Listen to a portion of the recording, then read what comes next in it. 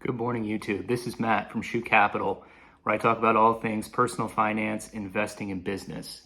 The topic for today is alternate investment ideas, things you probably haven't considered in your investment journey before, and specifically the topic is collectibles. So whether you've accumulated some interesting things over the course of your life that may have appreciated in value, or you're actively seeking items that have potential for appreciation, this is an area that's often not talked about that has a lot of risk but a lot of potential return. I'll give you one example on a personal level. In my case, in the late 90s, when I was in elementary school, Pokemon cards were incredibly popular. It was something that all the kids were trading among their friends, playing the game, or just collecting them and keeping them in a binder. In my case, I was one of the kids who was just collecting them. I never actually played the game, and I just held on to them. And a few years later, they became uninteresting. No one really followed it anymore. I ended up storing it in the attic at my parents' house and essentially forgot about it for years and years. But sometimes there's a phenomenon that happens where certain generations over time get nostalgic for trying to recapture a portion of their childhood.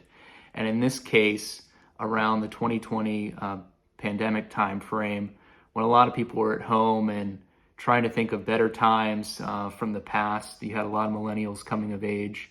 They started to have a desire to feel nostalgic and collect again what they once did as kids, and now they had a lot of disposable income.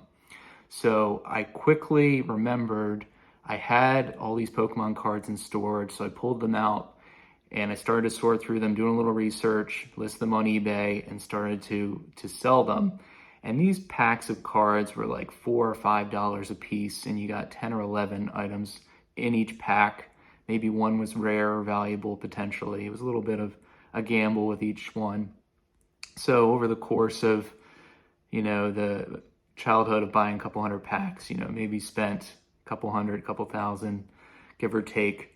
But it turned out many of these cards were appreciating a lot. Individual cards selling for 50, 100 or more.